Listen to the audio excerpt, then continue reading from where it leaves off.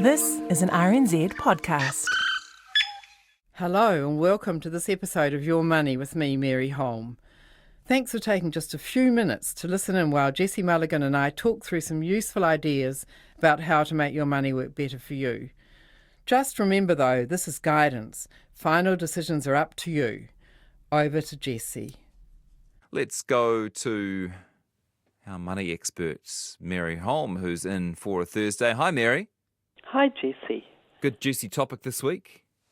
Yeah, I noticed when I was reading through some of the emails that people have sent in, that there were two about possible difficulties in relationships about different attitudes to money. And it got me thinking about there are two different ways in which this kind of manifests itself. One is when people just plain have different attitudes to money, spending, investing and all of that. And the other is when people get together, usually a bit later in life. I mean, if you get together when you're 20 or 25, often neither of you's got much money and you just kind of you sort of learn together, don't you? Together.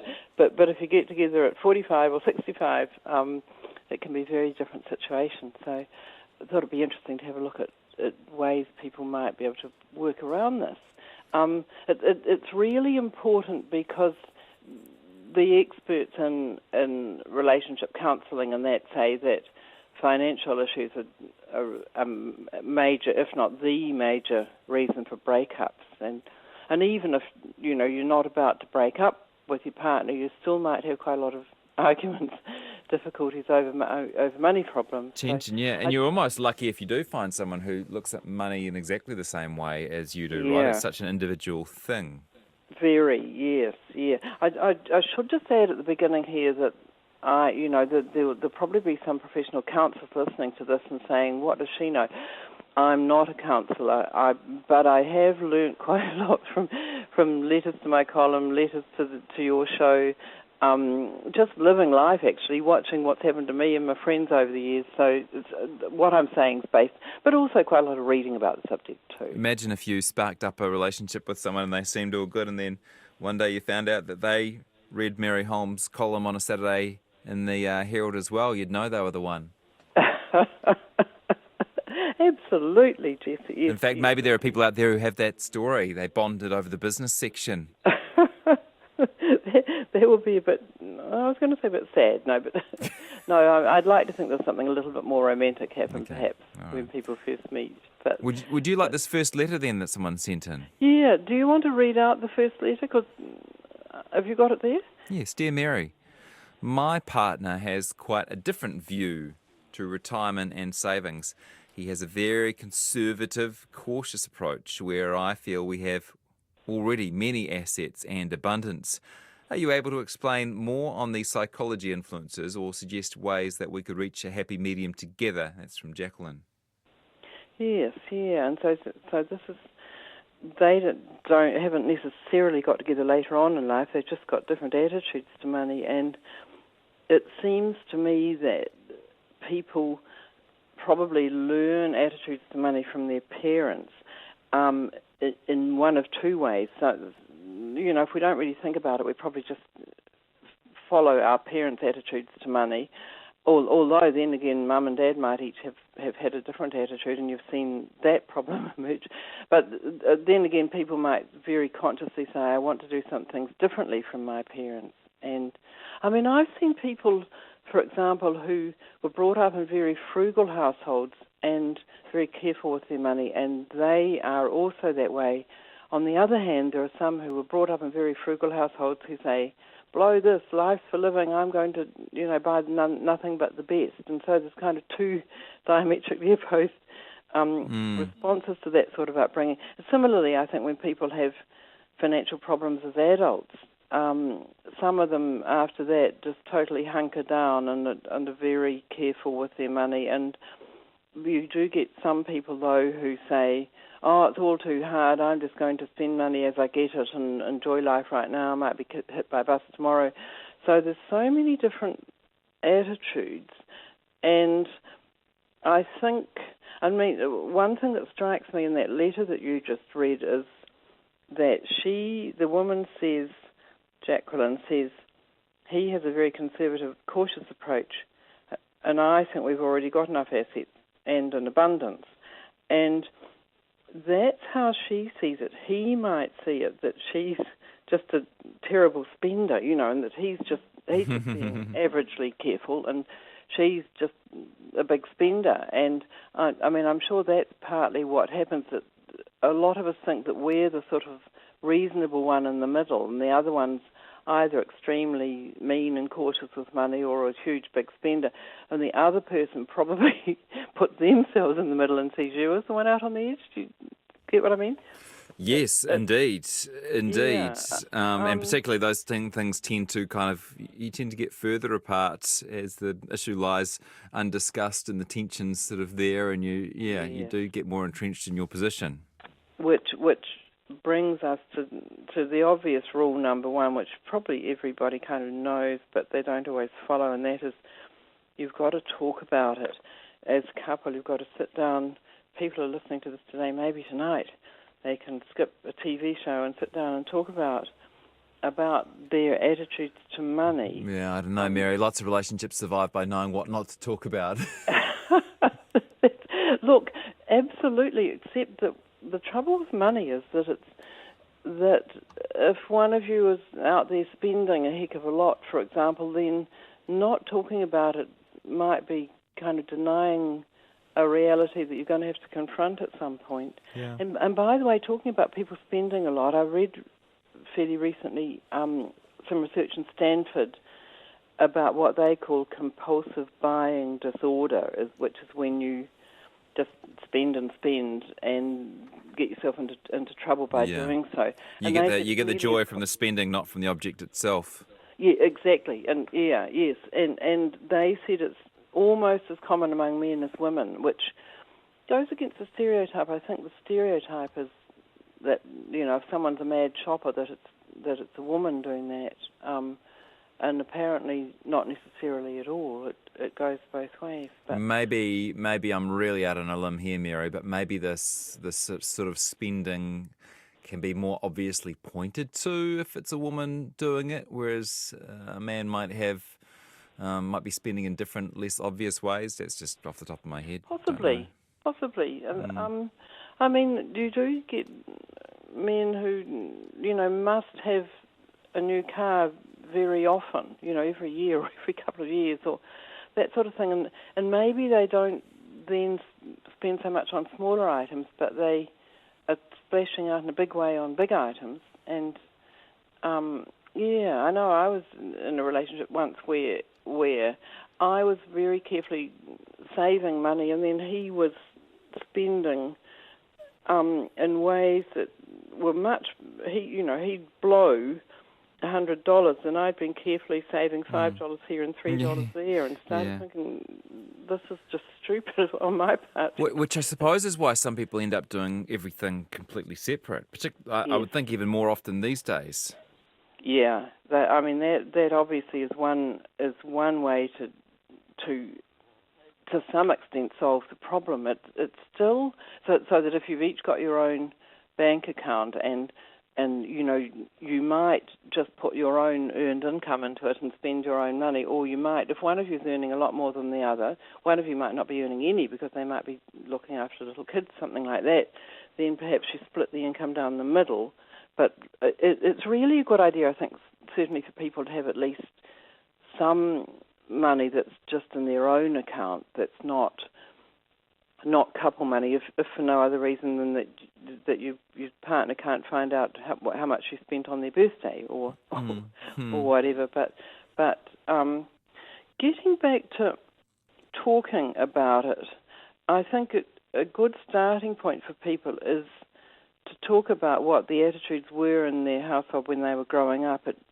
It's perhaps an easier way to get into the subject rather than just sitting down and saying, you spend too much, And talking about where these attitudes came from, and then talking about how that might be affecting how you handle money now.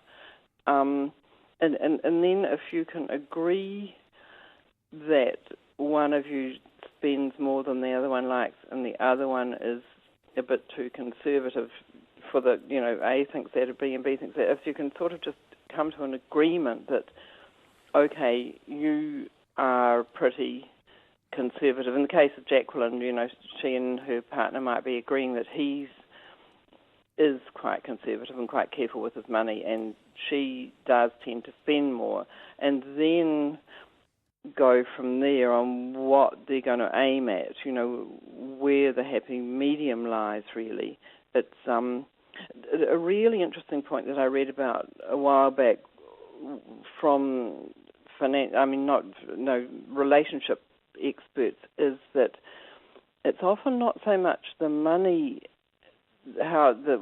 problems, but how decisions about money are made that cause trouble with couples, where one partner feels they can just go ahead and buy something or other, perhaps quite a major item, without asking the other one, and the other one's very angry that they weren't consulted. And that's something really good to keep in mind, that it might be good to talk about, how much is okay for the other person to spend without you knowing about it, or, just a rough idea of that sort of amount. Now, your mention of counsellors earlier has prompted a text message from a counsellor, and she says the best book on relationships and money she's come across is called How Money Comes Between Us by Rhonda Pritchard.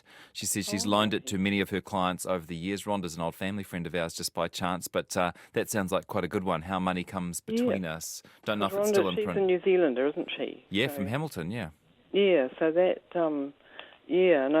that sounds good. That sounds like a good idea. And because, really this is big stuff in people's lives, because it can ruin relationships, and as I say, if not end them, still just make them not nearly as nice as they could be. And I think of people having a conversation, it's probably a good idea, if they've got different attitudes, to see if they can come to some kind of agreements about how much it's okay for the other one to spend, and possibly even write them down. I know that sounds a bit over the top, but then they're there and they're typed out and put on the fridge or something, and you can point out, hey, you said it was okay if I spent this much, or whatever. But it might be quite hard to actually change people's attitudes, so it's probably more about learning to agree about what the other one, what's okay for the other one to do and what's not okay for the other one to do, I think. Yeah. If it's disagreements about what to invest in, for example, you could get one partner quite happily investing in rental property and the other one just not enjoying being a landlord, and those are kind of issues you've got to talk through too.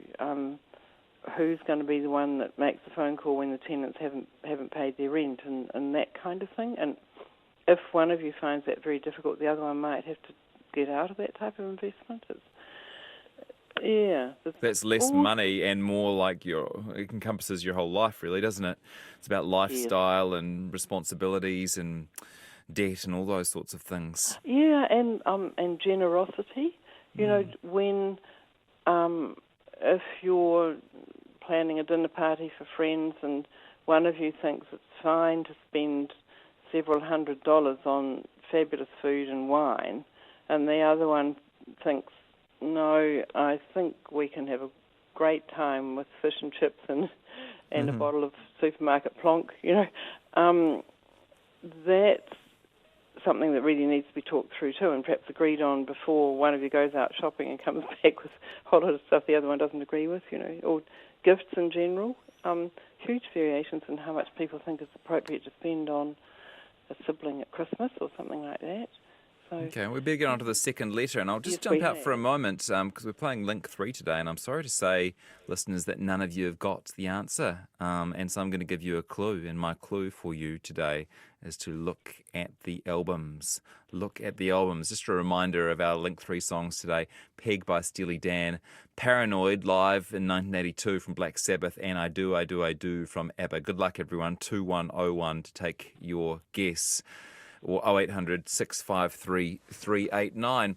Dear Mary, do you have any ideas on how to plan for a retirement together with your partner when you have very different incomes and accessible retirement funds, especially if you've met later in life after having kids and only have another 15 or 20 years of working life in front of you? Thanks, Tom. Yes, that's a letter from Tom, yes. And once again, I suppose a good idea would be to sit down and perhaps write down, here's where we're at the moment. Here's your assets and your income, and here's my assets and my income, so that you sort of broadly agree to where you're starting from. I mean, the best advice on this is only to fall in love with people with a similar amount of money. But we've all It's hard enough already, Mary. Don't want any more restrictions. That's exactly right. Yes, so it's tough, and obviously one of the issues that comes up here is what's sometimes called a prenup or prenuptial agreement, which of course can be not just before you get married, but it can be drawn up at any time, whether you're married or not. More formally, it's called contracting out of the Relationship Property Act. And I would suggest that people in this situation where they're getting together or are together and they've got very different incomes, etc., that they just go online and read a bit about the Property Relationship Act, Relationship Property Act, so that they know where they stand. The Citizens Advice Bureau's got a really good accessible summary on their website, but when people say, well, should we draw up an agreement? You know, we're moving in together, and it always seems so kind of cold and calculated, and to do that, and I think some people feel like it's not really expressing confidence in the relationship. Yeah. And there's no clear answer to that. I wouldn't say you absolutely must have an agreement, but I think it'd be really good for both people to at least have read up about it and know where they stand. And although, by the way, the Law Commission's looking at suggested some changes to the Property Relationship Act. Well, I keep saying that, the Relationship Property Act. And it'd be good to just read a quick summary of those changes as well. What they're looking at is if the family home was owned by one of you beforehand, then it isn't necessarily divided 50-50 if you break up. That's a suggested change. But this guy, Tom, you know, it sounds as though what they've got here is quite different investments. Let's just say he's got more than she, although who knows which way around it is. So he should understand that the investments, if they're definitely separately his, they can stay his. But if they kind of become part of the relationship, if one of his investments was a rental property and they both helped to run the rental property and both worked on maintenance on it and that sort of thing, then it could become relationship property. So I really think it's a good idea for people to read up about the Act and know where they stand. And, I mean, another difficulty that comes up is travel, treats, gifts, that sort of thing. If one of you's got a whole lot more money than the other, one of you might be keen on big, expensive travel to Europe, and the other one might say, no, a little trip down to Whakatane is fine with me. And so maybe the better off one's going to have to subsidise the other one's travel, or although not everybody would accept that. I feel like I'm raising more problems than giving solutions here, but it's kind of about acknowledging that these issues are there and talking about them while they're still a bit sort of theoretical, rather than when you're actually booking the travel and one of you's committed to paying a lot of money and the other one says, look, I just can't really afford to pay half of that, or whatever. You know, once you're in the heat of the moment, that's when the arguments happen and things get really horrible. Also encouraging to know that it happens in other relationships, not just your own, too. Yes. As you say, it happens in probably every relationship to some extent. But you know, it's not stupid to go and get a little bit of counselling on this too. I mean, if you sit down first and work out where you're at now, what your different attitudes are, what your different assets are, and your different income, and see where you want to go from there, and then possibly, if you can't find a way sort of agree on how to handle these differences, then it might be worth just going and you might just have 1 or 2 sessions with a counsellor where they're just helping you to kind of navigate through it and work out what works best. Thank you, Mary. Great to have you in. And next week, we're actually taking listener letters on a particular theme. If you have any questions... Next fortnight it is, by the way. Yes, next fortnight. If you have any questions about emergency money or rainy day money, that's the topic that Mary will be discussing. So send them in to Jessie at rnz.co.nz and we'll put them to Mary Thursday in 2 weeks' time. Thanks, Mary. Yeah. Yes, it's a pleasure, Jessie. Can I just make one quick point about the rainy day money? Just that's the way that people stop themselves getting into big financial trouble. It's a really important thing because it's when things go wrong and you haven't got rainy day money that you tip over into the big long-term high-interest debt and the trouble begins. So it's important stuff. So I'd love to get letters from people about that. Great. Thank you, Mary.